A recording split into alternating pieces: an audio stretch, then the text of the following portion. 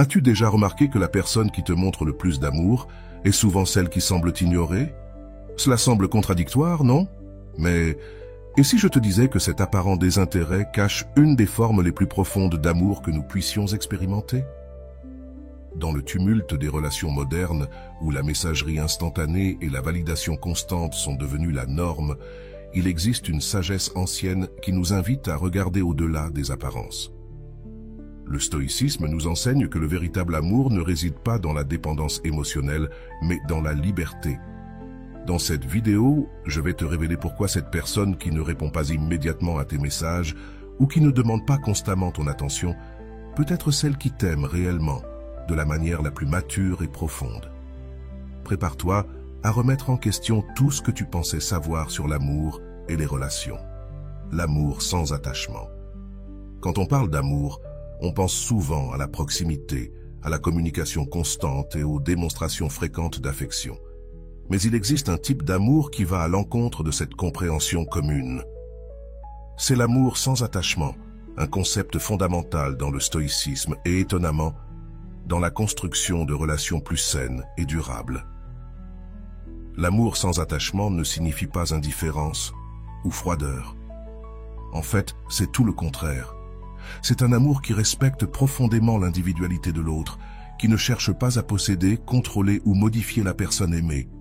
C'est un sentiment qui reconnaît que la véritable connexion se produit lorsque nous permettons à l'autre d'être totalement lui-même, sans exigence ni attentes étouffantes.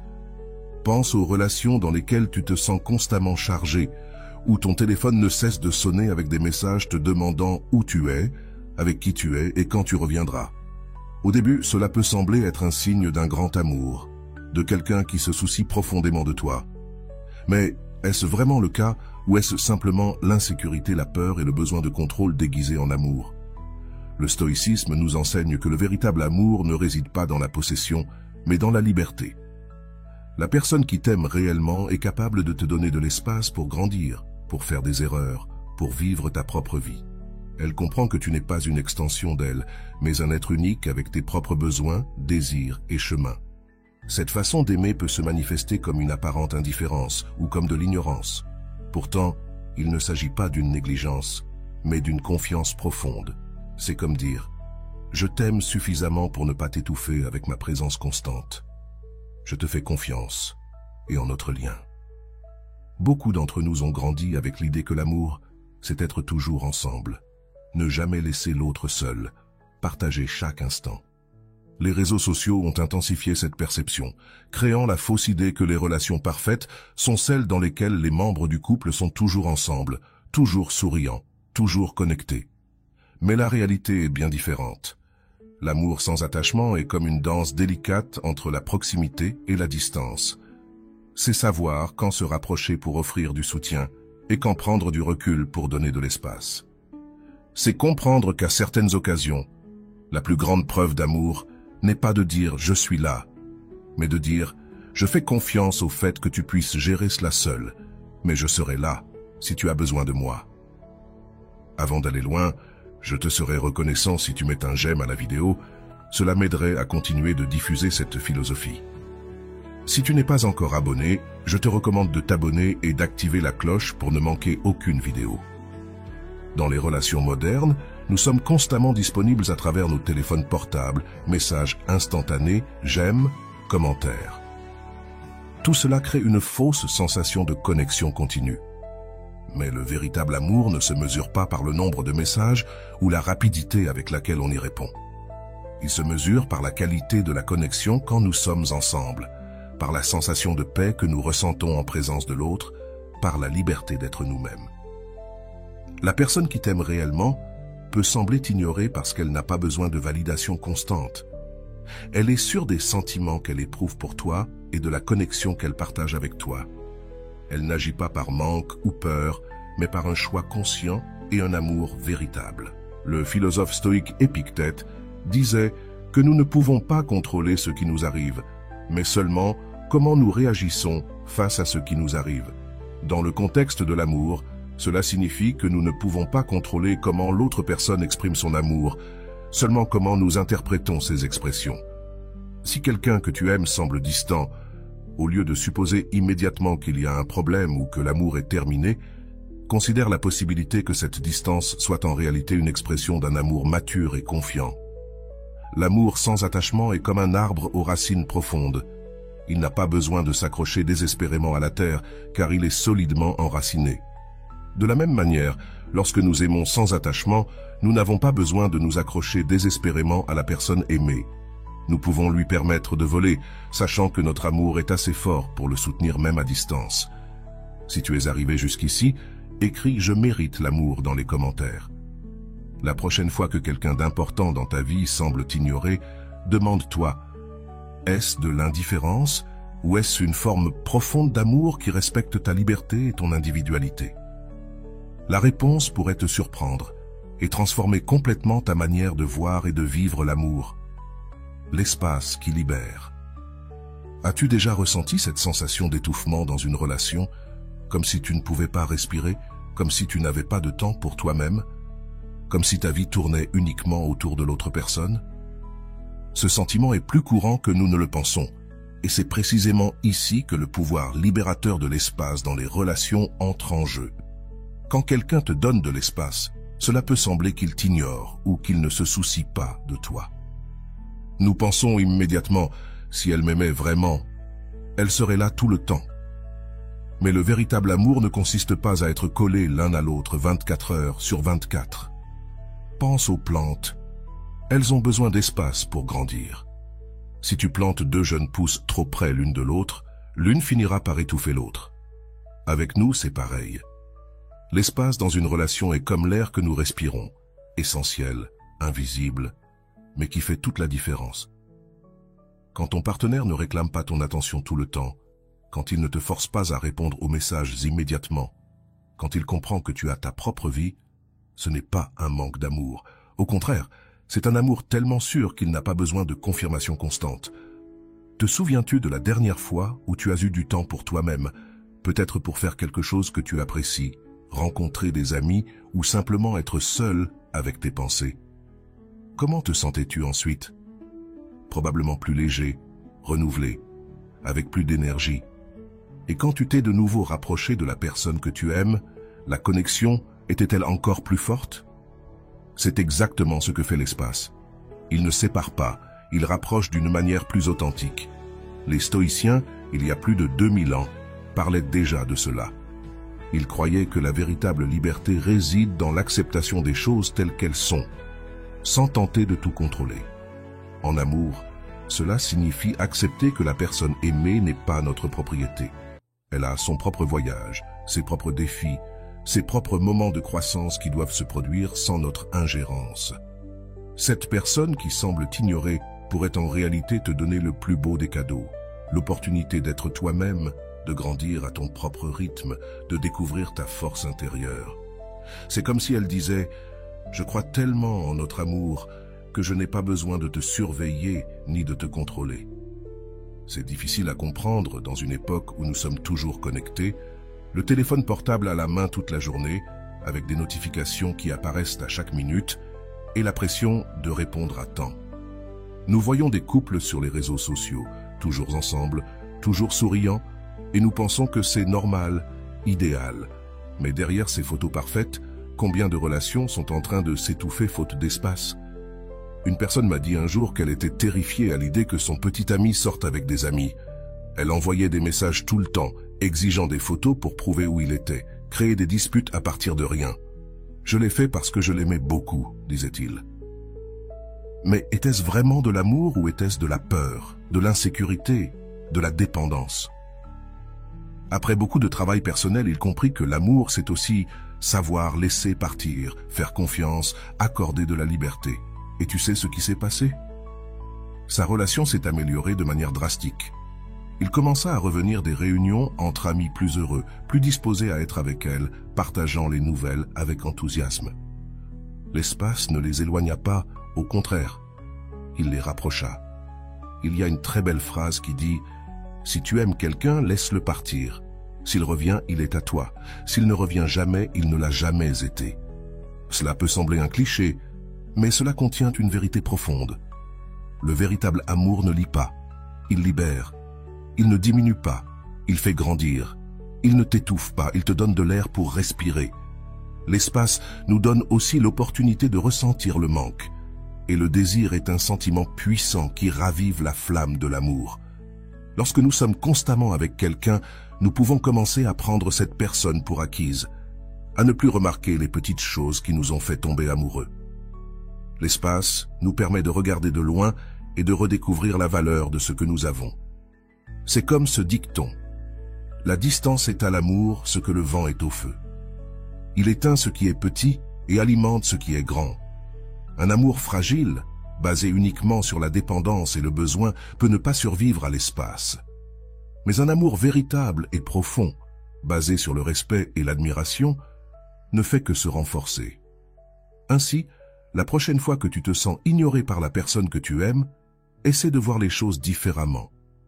Demande-toi, n'est-ce pas que cette personne fait confiance à notre amour au point de savoir qu'elle n'a pas besoin de confirmation constante? N'est-ce pas qu'elle me donne le précieux cadeau de l'espace pour que je puisse m'épanouir en tant qu'individu? Parce qu'à la fin de la journée, deux individus complets et indépendants construisent une relation bien plus forte que deux personnes incomplètes qui s'accrochent l'une à l'autre par peur de la solitude. L'espace qui semble nous éloigner est précisément ce qui nous libère pour aimer véritablement. Le silence qui renforce. Nous vivons dans un monde bruyant. Des notifications qui apparaissent à chaque minute, des conversations qui se déroulent dans plusieurs groupes à la fois, la pression d'être toujours disponible, toujours en train de répondre, toujours connecté. En plein milieu de ce bruit, le silence est devenu presque un péché. Lorsque quelqu'un tarde à répondre à un message, nous pensons immédiatement « tu m'ignores ». Mais et si ce silence était en réalité l'une des plus grandes preuves d'amour? Le silence dans les relations a un pouvoir que peu de gens comprennent. Je ne parle pas de ce silence froid utilisé comme punition après une dispute. Je parle du silence respectueux, de l'espace entre les mots, de la pause qui permet à chacun d'écouter ses propres pensées et sentiments. La personne qui t'aime comprend profondément qu'il n'est pas nécessaire de tout dire. Elle sait quand parler, mais aussi quand se taire. Elle comprend qu'il y a des voyages qu'il faut faire seul, qu'il y a des pensées qui mûrissent dans le silence, qu'il y a des douleurs que seul le temps peut guérir. Pense à une conversation difficile que tu as eue, peut-être sur un problème au travail, une décision complexe ou un moment de tristesse. Qui t'a le plus aidé? La personne qui parlait sans cesse, donnant 1000 conseils et solutions, ou celle qui était simplement là, à t'écouter, respectant ton processus, offrant le réconfort de comprendre le silence? Les stoïciens accordaient une grande valeur à la pratique du silence. Pour eux, trop parler était souvent un signe d'anxiété, de besoin de combler les vides, de peur d'affronter ce qui compte vraiment. Sénèque, l'un des grands philosophes stoïciens, disait « On ne confie un secret à un bavard, mais on confie tout à celui qui sait se taire. » Dans l'amour, le silence peut être une forme puissante de confiance. Lorsque quelqu'un ne t'appelle pas toutes les heures pour savoir où tu es, ne fouille pas dans ton téléphone, ne demande pas de détails sur chaque minute de ta journée, cette personne te dit, sans mots, « J'ai confiance en toi. Notre amour est assez fort pour exister même dans l'espace du silence. » Si tu es arrivé jusqu'ici, écris « Je mérite le véritable amour » dans les commentaires. Je me souviens d'un couple que j'ai accompagné une fois. Ils étaient ensemble depuis plus de 20 ans et avaient une relation enviable. Je leur ai demandé quel était leur secret, et le mari m'a répondu quelque chose que je n'ai jamais oublié. Nous avons appris à nous sentir à l'aise dans le silence de l'autre. La femme a ajouté « Tout n'a pas besoin d'être dit ou résolu immédiatement. Certaines conversations ont besoin de temps pour mûrir. » Et cela a beaucoup de sens. Lorsque nous donnons de l'espace au silence, nous respectons le rythme naturel des choses. Les graines ne deviennent pas des arbres du jour au lendemain. Les grandes révélations arrivent rarement au milieu de l'agitation et du bruit. Les meilleures décisions viennent souvent après un moment de réflexion calme. Le silence nous permet aussi d'entendre mieux, non seulement l'autre, mais aussi nous-mêmes. Combien de fois sommes-nous perdus dans une relation, car nous ne pouvions plus distinguer nos propres désirs et besoins de ceux de l'autre personne. Le silence restaure cette connexion avec nous-mêmes et, paradoxalement, renforce notre connexion avec ceux que nous aimons. Une amie m'a dit que sa relation s'était beaucoup améliorée lorsqu'elle et son mari commencèrent à pratiquer le temps à part. Ce n'était rien de formel, juste des moments où ils étaient dans le même environnement, chacun faisant son activité sans avoir à parler tout le temps. Nous avons découvert une intimité plus profonde, m'a-t-elle dit. C'est comme si nous communiquions à un niveau au-delà des mots. Cela me rappelle une autre idée des stoïciens. Ils croyaient que les mots sont souvent limités et imprécis pour exprimer ce que nous ressentons vraiment. Parfois, le silence communique plus clairement que 1000 mots. Dans les relations modernes, cette sagesse semble avoir disparu. Nous pensons que l'amour, c'est être toujours en contact, toujours en train de parler, toujours en train de résoudre, toujours savoir exactement ce que l'autre fait. Les réseaux sociaux n'ont fait qu'aggraver cette situation, créant l'illusion que tout le monde est toujours disponible, toujours connecté, toujours avec quelque chose à dire. Mais pense aux personnes les plus sages que tu connais. Elles ne sont probablement pas celles qui parlent le plus, mais celles qui savent quand parler et quand se taire. Elles comprennent le pouvoir du silence, la valeur de la pause, le pouvoir des mots non dits. Alors, la prochaine fois que tu te sens ignoré par quelqu'un que tu aimes, considère cette possibilité. Peut-être que cette personne t'offre le précieux cadeau du silence, non par négligence ou indifférence, mais par un amour profond et respectueux qui comprend que tout n'est pas dit, qui fait confiance à la force de ce que vous avez construit, qui respecte ton espace et ton processus. Parce qu'à la fin, le silence n'est pas un vide. Il est rempli de réponses, de croissance, de possibilités. Et ceux qui t'aiment vraiment le savent. Ils savent qu'à certains moments, l'amour le plus vrai ne se trouve pas dans le bruit des mots, mais dans la force silencieuse de la présence qui respecte, qui fait confiance, qui attend. C'est dans ce silence que fleurissent les relations les plus profondes. Aimer, c'est aussi savoir se maîtriser. As-tu déjà rencontré quelqu'un qui semblait avoir un contrôle incroyable sur ses propres émotions? Cette personne qui ne s'énerve pas pour un rien, qui n'envoie pas 1000 messages quand tu ne réponds pas à temps, qui ne fait pas de scène quand quelque chose ne se passe pas comme prévu? Cette personne comprend probablement quelque chose que les anciens stoïciens savaient déjà. L'autocontrôle est l'une des plus grandes formes d'amour. Aimer, c'est aussi maîtriser ses émotions. Ce n'est pas réprimer ses sentiments ou prétendre qu'on ne s'en soucie pas, bien au contraire. C'est se soucier tellement que l'on décide de ne pas laisser ses impulsions et ses peurs prendre le dessus. Les insécurités contrôlent la manière dont tu traites ton être cher. C'est l'amour dans sa forme la plus mature et consciente. Pense à la façon dont nous réagissons lorsque nous nous sentons en insécurité dans une relation.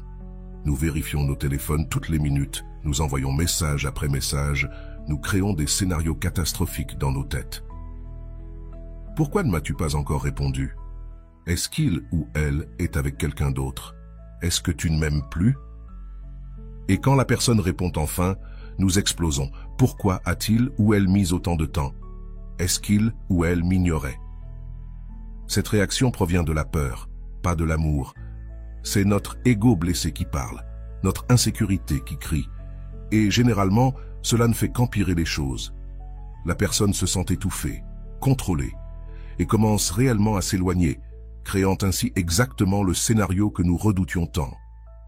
Maintenant, imagine quelqu'un qui, même en ressentant cette piqûre d'insécurité, peut respirer profondément et penser « Je vais lui faire confiance, il ou elle doit être occupé, il ou elle répondra quand il ou elle pourra. » Pendant ce temps, je vais m'occuper de mes propres affaires. Cette personne pratique le contrôle de soi aimant. Les stoïciens disaient que nous ne pouvons pas contrôler ce qui nous arrive. Seulement comment réagissons-nous, réagissons face à ce qui arrive. En amour, c'est essentiel. Nous ne pouvons pas contrôler les sentiments ou les actions de la personne que nous aimons, seulement comment nous y répondons.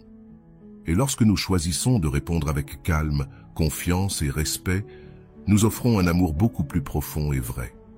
Une de mes clientes se disputait constamment avec son petit ami parce qu'il mettait trop de temps à répondre aux messages pendant ses heures de travail. Elle était furieuse et lui envoyait des messages, l'accusant de ne pas se soucier d'elle. Un jour, je lui ai demandé « Comment penses-tu qu'il se sent lorsqu'il reçoit ces messages en pleine journée de travail ?» Elle s'est arrêtée et a réfléchi, probablement stressée, partagée, coupable. Et c'est ainsi que tu veux qu'il se sente? Elle a pris conscience que son comportement, bien qu'il provienne d'un besoin affectif, leur causait à tous les deux de la souffrance. Nous avons commencé à travailler sur son autodiscipline. Lorsque l'anxiété la frappait, au lieu d'envoyer des messages, elle respirait profondément, écrivait dans un journal, allait faire quelque chose qu'elle aimait. Peu à peu, elle s'est rendue compte que son petit ami, sans la pression constante, commençait à répondre plus rapidement et avec plus de tendresse. L'espace qu'elle lui a donné, grâce à son autodiscipline, a renforcé la relation au lieu de la fragiliser. Si tu es arrivé jusqu'ici, écris « Je suis prête pour le véritable amour » dans les commentaires. L'autodiscipline amoureuse se manifeste aussi dans la manière dont nous gérons les différences. Lorsque nous aimons quelqu'un, il est naturel de vouloir que cette personne pense, ressente et agisse comme nous. Nous nous frustrons lorsque nous réalisons qu'elle a sa propre façon de voir le monde. La personne avec autodiscipline comprend que l'amour n'est pas vouloir un miroir, mais accepter et valoriser les différences. Je me souviens d'un couple où elle était extrêmement organisée et lui, plus détendu. Au début, elle a essayé de le changer à tout prix, critiquant chaque petit faux pas, établissant des listes de règles, transformant la maison en un champ de bataille. Après beaucoup de souffrance, elle s'est rendue compte que son désir de contrôle détruisait la relation. Elle a commencé à pratiquer l'autodiscipline en acceptant que son chemin n'était pas le seul, mais qu'il était différent. Elle a même découvert qu'elle pouvait beaucoup apprendre de sa spontanéité.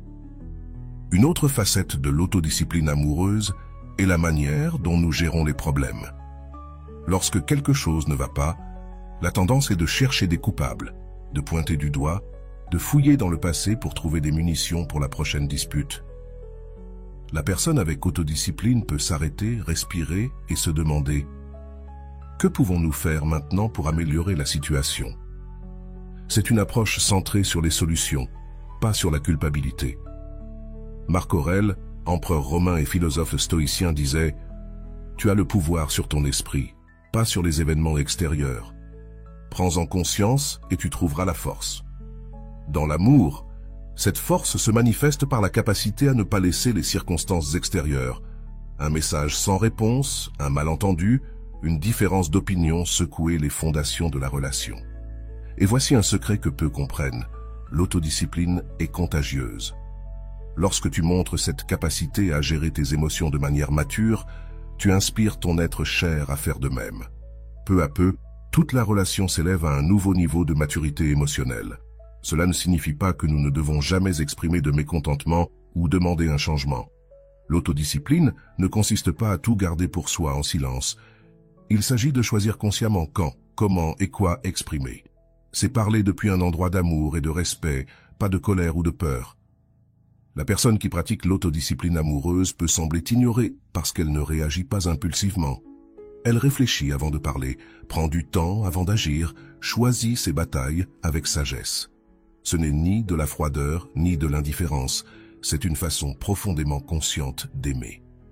Dans le monde accéléré dans lequel nous vivons, avec tant de stimuli et de distractions, l'autodiscipline devient encore plus précieuse. Il est facile de se laisser emporter par le flot des émotions, difficile de garder les pieds sur terre, le cœur ouvert et l'esprit clair. Mais c'est exactement ce que l'amour véritable nous demande. Par conséquent, si quelqu'un d'important dans ta vie semble parfois distant ou retiré, considère qu'il ou elle te propose peut-être la forme la plus élevée de l'amour, celle qui provient de l'autodiscipline, de la conscience, de la décision délibérée d'aimer de manière mature et respectueuse. Parce qu'au final, l'amour le plus profond n'est pas celui qui crie le plus fort, mais celui qui reste fort et constant, même dans les silences. Lorsqu'on parle de limites dans les relations, beaucoup de gens haussent le nez. Si tu aimes vraiment, tu n'as pas besoin de limites, disent-ils. Mais est-ce vraiment le cas? Que se passerait-il si je te disais qu'établir des limites saines est l'une des plus belles preuves d'amour que quelqu'un puisse te donner? Les stoïciens croyaient que la vertu était le seul vrai bien, et l'une des façons les plus puissantes de démontrer cette vertu dans les relations, c'est par le respect des limites, tant les siennes que celles des autres. La personne qui semble t'ignorer peut être en train de pratiquer cette vertu au plus haut niveau. Imagine, tu viens de sortir d'une réunion stressante au travail. Ton téléphone est rempli de notifications. Ton partenaire veut une attention immédiate. Il ou elle veut te parler de sa journée, de ce problème qu'il ou elle a depuis des semaines. Tu es épuisé, sans énergie émotionnelle à offrir. Que serait le plus aimant? Te forcer à avoir une conversation pour laquelle tu n'as pas les ressources émotionnelles, probablement réagir mal et empirer la situation ou dire doucement « Je suis trop fatigué en ce moment, est-ce qu'on peut en parler plus tard, quand je pourrais te prêter l'attention que tu mérites ?» Établir cette limite n'est pas ignorer ou ne pas se soucier de l'autre. C'est au contraire se soucier tellement que tu ne veux pas offrir moins que ce que la personne mérite. C'est reconnaître tes propres limites et agir avec honnêteté. C'est la vertu en action. Juan et Maria, des prénoms fictifs, sont venus me voir parce qu'ils se disputaient constamment. En enquêtant davantage, j'ai découvert que Juan était une personne très sociable, qui avait besoin de passer beaucoup de temps avec ses amis et sa famille pour recharger ses batteries. Maria, de son côté, était plus réservée et voyait ses sorties sociales comme du temps perdu, du temps qu'il aurait pu passer dans la relation. Quand Juan partait, elle se sentait abandonnée et réagissait par des exigences et du drame, ce qui poussait Juan à s'éloigner encore plus. Nous avons travaillé sur le concept de limite saine. Juan a appris à mieux communiquer ses besoins. J'ai besoin de ce temps avec mes amis pour être une personne plus complète et un meilleur partenaire pour toi. Maria, quant à elle, a pris conscience que ses exigences venaient de vieilles insécurités et non de la réalité actuelle de la relation. Peu à peu, les deux comprirent que respecter les limites de l'autre n'était pas se distancer, mais faire preuve d'un amour mature. Les limites saines sont comme les rives d'une rivière. Sans elles, la rivière se transforme en un marécage, sans direction ni force. Avec elles, l'eau coule avec un but et une puissance. De même, une relation sans limite claire devient facilement confuse, étouffante et stagnante. Avec des limites, elle gagne en structure, en direction et en vitalité. Dans la philosophie stoïcienne, il existe un concept appelé la dichotomie du contrôle. L'idée que nous devons nous concentrer uniquement sur ce qui est sous notre contrôle et accepter le reste avec sérénité. Dans les relations, cela signifie comprendre que nous ne pouvons pas contrôler les actions, les sentiments ou les besoins de l'autre personne, mais seulement comment nous y répondons. Lorsque quelqu'un t'ignore parce qu'il ou elle établit une limite saine, il ou elle pratique cette sagesse stoïcienne. C'est-à-dire, je ne peux pas contrôler tes sentiments à ce sujet, mais je peux être honnête à propos de mes besoins. Et cela, aussi contradictoire que cela puisse paraître, est profondément respectueux et amoureux. Les limites sont également essentielles pour maintenir l'individualité au sein de la relation. Beaucoup de couples tombent dans le piège de devenir une seule entité, perdant leurs identités séparées. Ils commencent à penser de la même manière, à aimer les mêmes choses, à avoir les mêmes opinions. Cela peut paraître romantique au début, mais cela devient vite étouffant. La personne qui établit des limites claires ne se protège pas seulement elle-même, mais aussi la relation elle-même. C'est-à-dire, je veux continuer à être moi-même pour pouvoir t'aimer comme une personne entière, et non comme une extension de toi. C'est un cadeau précieux que peu de gens comprennent. Une cliente m'a dit que sa relation précédente avait été parfaite. Elle et son petit ami faisaient tout ensemble, pensaient de la même manière, n'étaient jamais en désaccord. Lorsque ça a fini, soudainement, elle était dévastée et confuse. Avec le temps, elle a réalisé que cette perfection était en réalité une façade. Ils avaient réprimé leurs véritables besoins et désirs pour maintenir la paix, jusqu'à ce que cela ne soit plus possible. Dans sa nouvelle relation, elle a appris à valoriser les différences et à respecter les limites, tant les siennes que celles de son partenaire. C'est moins parfait, mais bien plus réel et profond. Elle m'a dit qu'une autre forme de vertu dans les limites était de savoir quand ne pas intervenir. La personne qui t'aime profondément sait quand faire un pas en arrière et te laisser faire face à tes propres défis, non pas par manque d'attention, mais parce qu'elle comprend que certaines leçons doivent être apprises seules. Certains voyages sont individuels. Imagine un père regardant son enfant apprendre à faire du vélo. Il serait plus facile et plus sûr de ne jamais lâcher le vélo pour garder un contrôle total, mais le véritable amour paternel réside précisément dans le fait de lâcher prise, de donner de l'espace pour que l'enfant tombe, se relève et découvre sa propre force. Dans les relations adultes, le principe est le même. Les limites nous aident aussi à maintenir le respect mutuel. Lorsque nous permettons à quelqu'un de dépasser nos limites de manière répétée, nous commençons inconsciemment à perdre le respect pour cette personne. Et lorsque nous perdons le respect, l'amour ne reste pas derrière. La personne qui établit et maintient des limites claires cultive en réalité le terrain où le respect et l'amour peuvent continuer à croître. Dans le monde actuel, avec tant de pression pour être constamment disponible, établir des limites est devenu encore plus important et encore plus difficile. Mais les stoïciens nous rappellent que la vertu est rarement la voie facile, c'est la voie juste, même lorsqu'elle est difficile. Alors, la prochaine fois que tu te sentiras ignoré par quelqu'un d'important dans ta vie, considère la possibilité que cette personne soit en train de pratiquer la vertu des limites saines. Elle pourrait protéger non seulement sa propre intégrité, mais aussi la qualité et la longévité de votre relation. Et cela, loin d'être de l'indifférence, est l'une des formes les plus profondes et matures d'aimer. Le détachement qui unit, cela semble contradictoire, non? Comment quelque chose qui signifie lâcher prise peut-il vraiment unir les gens? Mais c'est exactement ce qui se passe lorsque nous pratiquons un détachement sain dans les relations. Les stoïciens, il y a plus de 2000 ans, avaient déjà compris cette vérité profondément que beaucoup d'entre nous ont encore du mal à accepter. Le détachement ne signifie pas l'absence d'amour ou d'engagement, c'est tout le contraire. C'est aimer si profondément et fermement que tu n'aies pas besoin de t'accrocher, de contrôler ou d'étouffer la personne aimée. C'est avoir confiance en le lien que vous avez construit, même lorsqu'il y a de la distance, du silence ou des désaccords. Lorsque nous sommes trop attachés à une relation, nous créons une série d'attentes rigides sur la manière dont l'autre doit agir, parler, montrer de l'amour. Si tu m'aimais vraiment, tu m'enverrais un message de bonjour tous les jours. Si tu tenais vraiment à moi, tu annulerais tes plans avec tes amis pour être avec moi quand je suis triste. Si tu étais engagé dans notre relation, tu penserais exactement comme moi sur notre avenir. Ces attentes sont comme des chaînes invisibles qui étouffent la relation. La personne se sent piégée, observée, incapable d'être authentique. Et paradoxalement, plus nous essayons de nous accrocher, plus la personne a tendance à vouloir s'échapper. Le détachement amoureux est comme ouvrir les mains qui tiennent un oiseau. Si tu le serres trop fort, tu lui fais mal. Si tu ouvres complètement tes mains, il s'envole.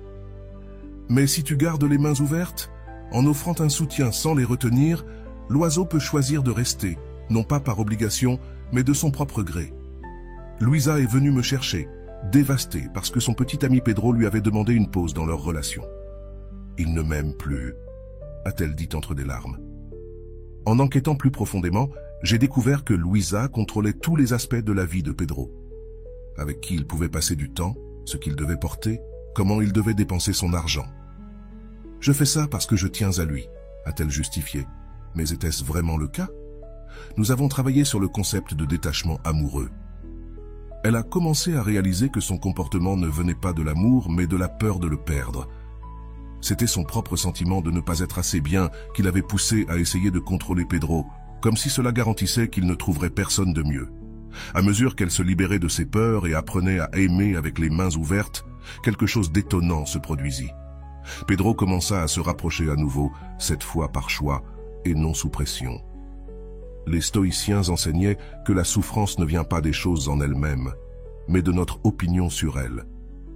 Dans le contexte des relations, cela signifie que nous souffrons non pas parce que la personne n'a pas répondu immédiatement à notre message ou parce qu'elle a besoin de temps seul, mais à cause du sens que nous donnons à ses comportements.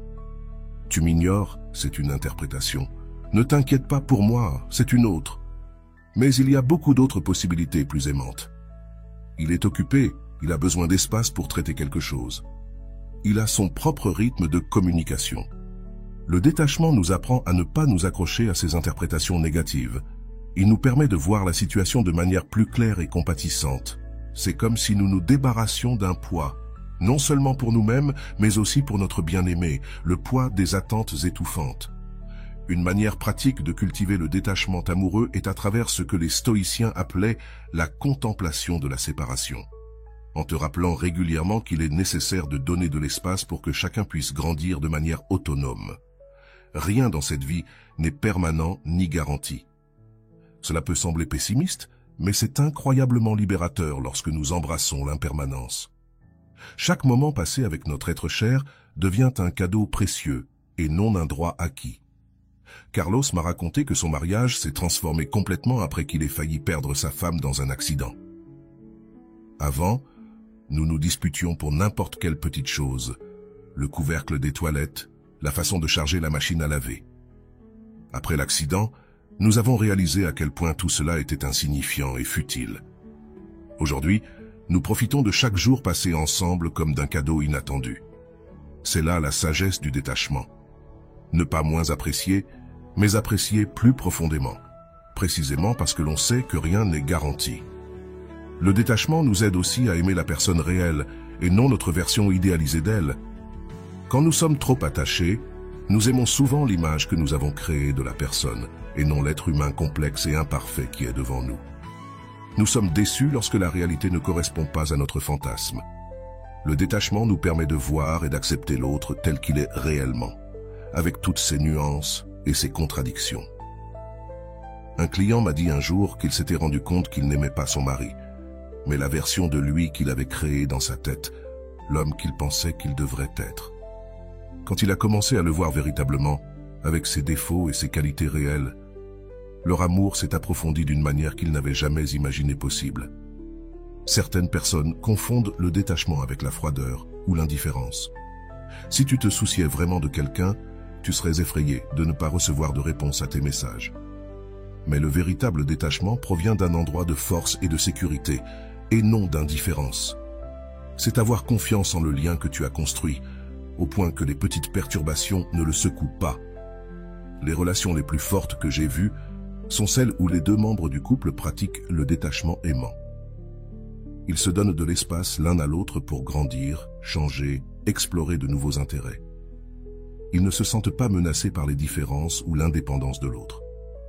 Au contraire, ils célèbrent l'individualité de l'autre et trouvent de la joie dans la manière dont leur vie séparée s'entrelace par choix, non par nécessité ou obligation. Ainsi, si quelqu'un que tu aimes semble t'ignorer, considère la possibilité qu'il ou elle pratique le détachement aimant, non parce qu'il ou elle t'aime moins, mais parce qu'il ou elle t'aime d'une manière plus mature et plus profonde. Parce qu'il ou elle a confiance en ce que vous avez construit et sait que le véritable amour n'a pas besoin de preuves constantes ni de contacts ininterrompus. Comme l'a dit le philosophe stoïcien Épictète, celui qui aime ce qui lui appartient comme si cela n'était que prêté, c'est lui seul qui aime vraiment. Le détachement nous enseigne à aimer non pas comme quelqu'un qui possède, mais comme quelqu'un qui apprécie librement, pleinement, sans chaînes invisibles. Et ironiquement, c'est cet amour libre qui unit les gens de manière plus profonde. La présence en absence. As-tu remarqué parfois comment nous ressentons la présence de quelqu'un avec plus de précision quand cette personne n'est pas physiquement présente avec nous? Comment l'absence peut paradoxalement renforcer la présence? Ce phénomène étrange nous révèle quelque chose de profond sur l'amour véritable.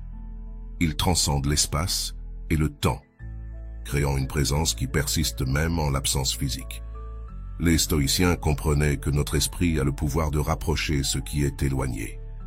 Lorsque nous aimons véritablement quelqu'un, cette personne n'est jamais complètement absente de nous.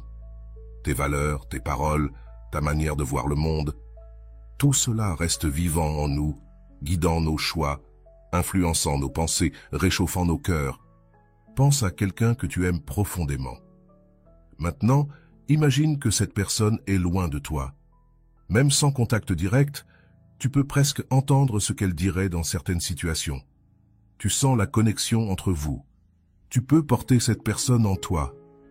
C'est cela la présence en l'absence, une des formes d'amour les plus puissantes et durables. La personne qui semble t'ignorer peut t'offrir l'opportunité de vivre cette dimension plus profonde de l'amour, celle qui va au-delà des messages constants, des appels quotidiens et de la présence physique ininterrompue. L'amour qui reste fort même lorsqu'il y a de la distance, même lorsqu'il y a du silence. Une personne m'a dit que sa relation à distance, qui semblait au départ un défi insurmontable, avait fini par renforcer son amour de manière qu'elle n'avait jamais imaginée. Lorsque nous étions toujours ensemble, nous nous habituions l'un à l'autre. Parfois, nous passions des heures dans la même pièce sans vraiment nous connecter. Avec la distance, Chaque conversation est devenue précieuse, chaque rencontre une célébration. Elle a appris à ressentir la présence de son partenaire, même quand il était à des milliers de kilomètres de distance. Cette présence en l'absence nous permet aussi de valoriser davantage la personne que nous aimons. Lorsque quelqu'un est constamment disponible, il est facile de prendre cette personne pour acquise, sans remarquer les petites choses qui la rendent spéciale. L'absence aiguise nos sens, nous fait remarquer des détails qui nous échappaient auparavant. La manière dont la personne sourit, le son particulier de son rire, la façon unique dont elle prononce certains mots. Marc Aurèle, empereur romain et philosophe stoïcien, a écrit dans ses journaux comment il gardait vivantes en lui les enseignements et les valeurs des personnes qu'il admirait, même après qu'elles soient parties. Cette capacité à maintenir présente ce qui est absent est l'une des plus grandes forces de l'esprit humain et l'une des expressions les plus profondes de l'amour. La présence en l'absence nous permet également de grandir individuellement sans perdre la connexion. Lorsque nous sommes constamment ensemble, il peut être difficile de trouver de l'espace pour notre développement personnel. L'absence crée cet espace, permettant à chacun de grandir comme individu tout en maintenant vivant le lien qui vous unit. Pedro et Ana avaient une relation que beaucoup considéraient comme idéale. Ils étaient toujours ensemble, partageaient toutes leurs passions et étaient rarement en désaccord. Mais lorsque Pedro dut passer 6 mois dans un autre pays pour des raisons professionnelles, tous deux paniquèrent. « Comment allons-nous survivre ?» me demanda Ana lors de notre première séance. Nous avons travaillé sur le concept de la présence en l'absence et quelque chose de surprenant s'est produit. Ana découvrit des passions qu'elle ne savait pas avoir, elle se mit à peindre, fit de nouveaux amis et explora des endroits de la ville qu'elle n'avait jamais visités. Pedro, de son côté, approfondit ses études de philosophie, quelque chose qu'il avait toujours voulu faire. Lorsqu'ils se retrouvèrent enfin, ils n'étaient plus exactement les mêmes personnes. Ils étaient devenus des versions plus riches et complètes d'eux-mêmes, et l'amour entre eux, loin de diminuer, s'était approfondi. « C'est comme si nous avions maintenant plus à partager », me dit Ana, radieuse. « Nous avons grandi en tant qu'individus, et cela a rendu notre connexion encore plus spéciale. » La présence en absence nous permet également de vivre un type spécial de désir. Ce n'est pas un désir douloureux et déclinant, mais un désir qui réchauffe et se développe. C'est un désir qui ne provient pas du vide ou du manque, mais de la plénitude de ce qui a été vécu et de la certitude de ce qui sera encore. C'est comme un bon vin qui devient plus riche avec le temps, gagnant des couches de saveur et de profondeur. Cette qualité de l'amour nous rappelle une autre importante leçon stoïcienne, la distinction entre plaisir et joie. Le plaisir est momentané, il dépend des circonstances extérieures, il va et vient. La joie est plus profonde, elle vient de l'intérieur et reste même lorsque les circonstances changent. L'amour basé uniquement sur la présence physique, sur les messages constants et sur le contact ininterrompu, est comme un plaisir qui dépend des conditions extérieures. L'amour qui crée de la présence dans l'absence est comme la joie qui reste forte, même lorsque les conditions changent. De nombreux couples découvrent, à leur grande surprise, que la qualité du temps passé ensemble s'améliore considérablement après des périodes de séparation.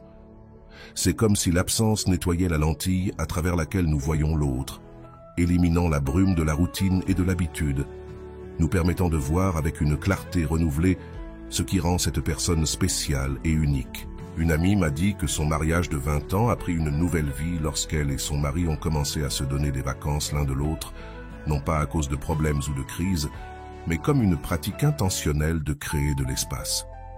Maintenant, lorsqu'ils se retrouvent, c'est presque comme les premières rencontres.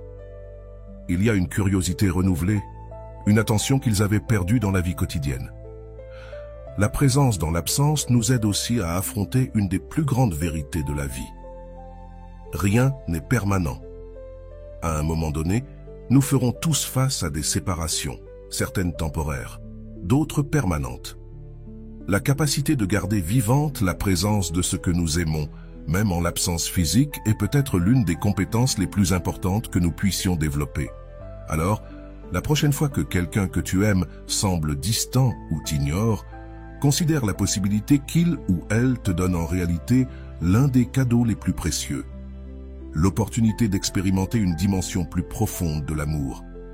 Une dimension qui va au-delà de la présence physique constante, qui transcende la communication incessante et crée un type spécial d'intimité qui ne fleurit que dans l'espace entre vous. Parce que dans l'amour véritable, l'absence n'est pas un vide à craindre, mais un espace sacré où l'on peut sentir la présence la plus profonde.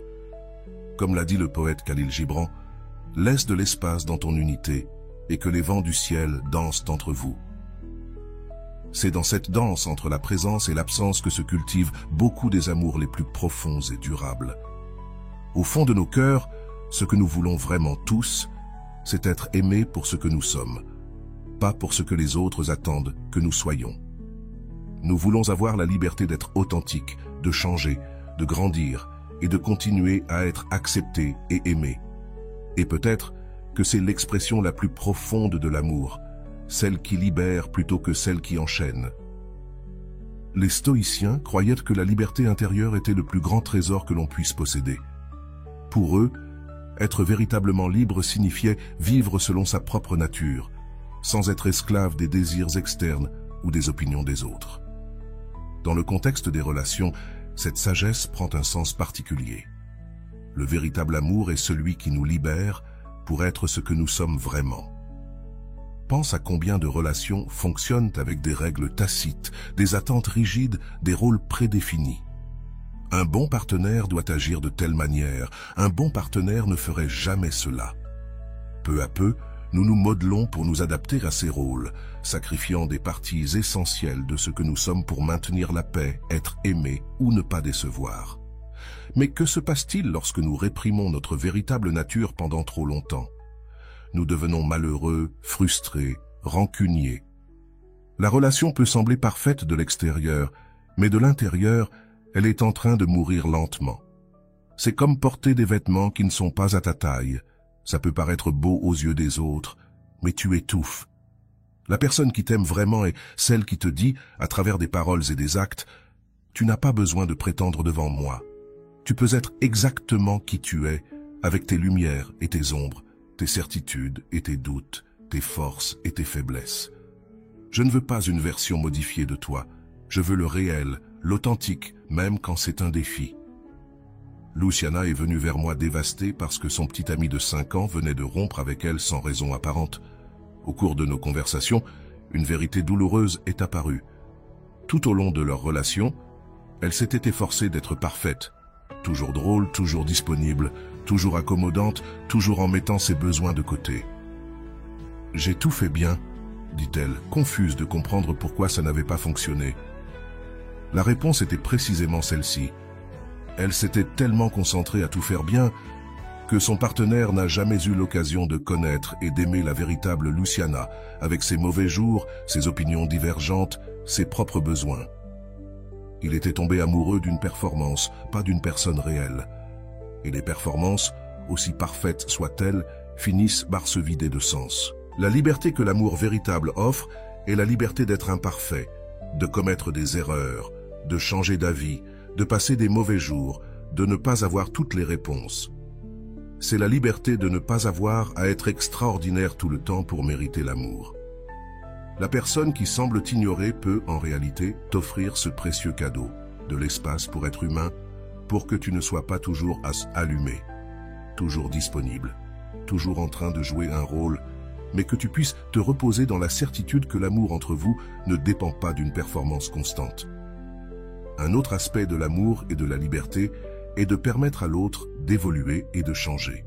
Souvent, nous tombons amoureux de quelqu'un et, inconsciemment, nous voulons que cette personne reste exactement comme elle était au moment où nous sommes tombés amoureux. Tout changement est perçu comme une menace. « Tu n'es plus la personne dont je suis tombé amoureux », lui disons-nous, comme si c'était une mauvaise chose. Mais la seule constante dans la vie, c'est le changement. Personne ne reste le même au fil des ans, ni toi ni la personne que tu aimes. Le véritable amour ne cherche pas à geler l'autre dans le temps, mais célèbre sa croissance, même lorsque cette croissance mène la personne dans des directions inattendues. Ricardo et Camilla étaient remariés depuis 12 ans lorsque Camilla a décidé de retourner étudier et de suivre une carrière complètement différente de celle qu'elle avait avant. Cela signifiait moins de temps ensemble et une réorganisation complète de leur routine familiale. Ricardo avait 2 options, résister au changement ou la soutenir dans ce voyage, malgré toutes les incertitudes. Il a choisi la deuxième option. Je ne me suis pas marié avec une version statique d'elle, m'a-t-il dit. Je me suis marié avec un être humain en constante évolution et je veux connaître et aimer toutes les versions d'elle qui surgiront tout au long de notre vie ensemble. C'est cela la liberté que tu aimes. Celle qui ne se contente pas de permettre, mais qui célèbre la croissance et le changement de l'autre. Cela ne dit pas « je t'aime si tu restes exactement comme tu es », mais je t'aime pendant que tu deviens celui que tu es destiné à être. Les stoïciens parlent aussi de l'importance d'aimer le destin, le amor fati, comme ils l'appelaient dans le contexte des relations. Cela signifie accepter non seulement la personne telle qu'elle est maintenant, mais aussi le chemin unique qu'elle est destinée à emprunter. Il s'agit de comprendre que chacun a son propre chemin et que le véritable amour ne consiste pas à écarter l'autre de son chemin, mais à marcher à ses côtés en offrant du soutien sans interférer. La liberté de commettre des erreurs est une autre facette importante. Combien de relations se terminent parce qu'un des membres du couple a commis une erreur et que l'autre n'a pas pu pardonner? Bien sûr, il y a des limites et chaque situation est unique, mais l'amour mûr comprend que nous sommes tous faillibles. La personne qui t'aime vraiment n'attend pas la perfection, mais l'honnêteté et la croissance. Un client m'a raconté comment son mariage a failli échouer après qu'il ait commis une grave erreur. « Je pensais que j'avais tout perdu, m'a-t-il dit, mais ma femme m'a dit quelque chose que je n'oublierai jamais. Je ne me suis pas marié avec toi parce que tu es parfait. Je me suis marié avec toi parce que, même lorsque tu fais des erreurs, tu es prêt à apprendre et à grandir. Et c'est bien plus précieux que la fausse perfection. » La liberté que tu aimes comprend aussi la liberté d'être en désaccord, d'avoir des opinions différentes, de voir le monde à travers des lunettes différentes. Beaucoup de couples confondent l'amour avec un accord constant. « Si tu m'aimais, tu penserais comme moi », disent-ils explicitement ou implicitement. Mais quel genre de relation est-ce où l'un des membres du couple doit abandonner sa propre pensée pour maintenir la paix? Le véritable amour crée un espace sûr où différentes perspectives peuvent coexister sans menacer la connexion. C'est comme une conversation enrichissante qui continue au fil des années, où les deux membres du couple grandissent et élargissent leurs horizons, précisément en étant exposés à différents points de vue. Enfin, la liberté que tu aimes inclut la liberté de partir si nécessaire. Cela peut sembler contradictoire, mais réfléchis-y. Si tu es dans une relation uniquement parce que tu te sens piégé, obligé, sans autre option, quel genre d'amour est-ce? Le véritable amour dit « Je suis ici par choix, pas par obligation. Et je te respecte tellement que si un jour notre relation n'est plus ce dont tu as besoin, j'aurai le courage de te laisser partir. » C'est cette sécurité dans la liberté qui, paradoxalement, crée les liens les plus forts. Lorsque nous savons que nous sommes ensemble par choix, pas par peur, dépendance ou obligation, l'amour fleurit d'une manière qu'aucune relation fondée sur le contrôle ne pourrait le faire. Donc, la prochaine fois que tu te sens ignoré par quelqu'un que tu aimes, considère la possibilité que, en réalité, cette personne te fasse le plus beau cadeau qui soit. La liberté d'être vraiment toi, de grandir à ton propre rythme, de suivre ton chemin unique. Parce qu'au final, l'amour le plus profond n'est pas celui qui unit, mais celui qui libère et reste fort précisément à cause de cette liberté. Et voilà, j'espère que vous avez trouvé beaucoup de valeur dans cette vidéo. Merci d'être resté jusqu'à la fin de cette vidéo. J'adore quand vous faites ça. Si vous voulez une autre vidéo sur ce sujet, écrivez en commentaire « J'en veux encore plus ». J'espère vous revoir dans une autre vidéo. Prends soin de toi et à bientôt.